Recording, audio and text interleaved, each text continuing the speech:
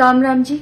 मुझे आप लोगों से बहुत ज़रूरी बात करनी है क्योंकि मैं 2 दिन से बहुत ज़्यादा परेशान हूँ क्योंकि कंटिन्यू मेरे पास डीएम आ रहे हैं कि ये जो लखनऊ वाला इंसिडेंट हुआ, इसमें मैंने कुछ बोला क्यों नहीं, एक्शन क्यों नहीं लिया, थप्पड़ क्यों नहीं मारा।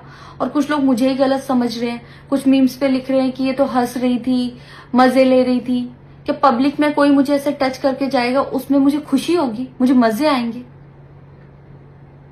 सारी बात ये थी कि जब इनका सॉन्ग के लिए मेरे पास कॉल आया तो मैंने सारी चीज़ें क्लियर कर ली थी कि इसमें ऐसा वैसा कॉस्ट्यूम तो नहीं है, कोई डबल मीनिंग लाइन तो नहीं है और इसमें ऐसा वैसा सीन तो नहीं है। और मैं शूट पर गई, शूट पे सब कुछ नॉर्मल था, मुझे कोई प्रॉब्लम नहीं हुई। जब इन्होंने मुझे लखनऊ के इवेंट के लिए बोला तो मैंने हाँ बोल दिया क्योंकि मुझे शूट पर भी कोई प्रॉब्लम नहीं हुई थी।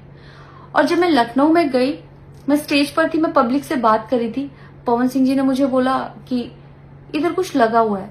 उससे थोड़ी देर पहले ही मेरी ड्रेस वो न्यू थी, साड़ी में नीचे टैग लगा रह गया था। तो मेरे दिमाग में आया कि शायद ब्लाउज का भी टैग लटक रहा होगा।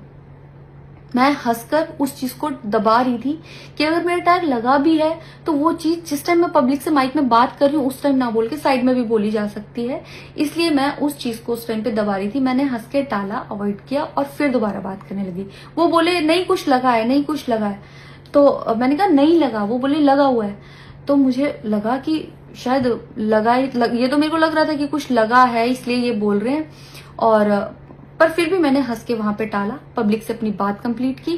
कंप्लीट करने के बाद जब मैं अपने टीम मेंबर से मैंने पूछा साइड में जाके कि कुछ लगा है, क्या लगा है, उन्होंने बोला कुछ भी नहीं लगा था।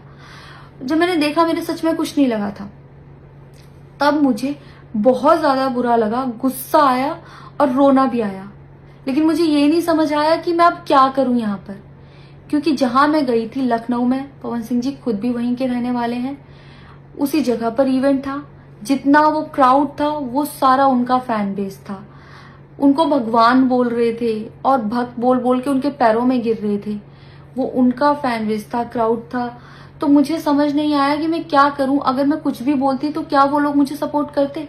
मेरे साथ कुल 3-4 बंदे यहाँ से गए थे, तो वहां जितना क्राउड था क्या वो लोग मेरा साथ देता।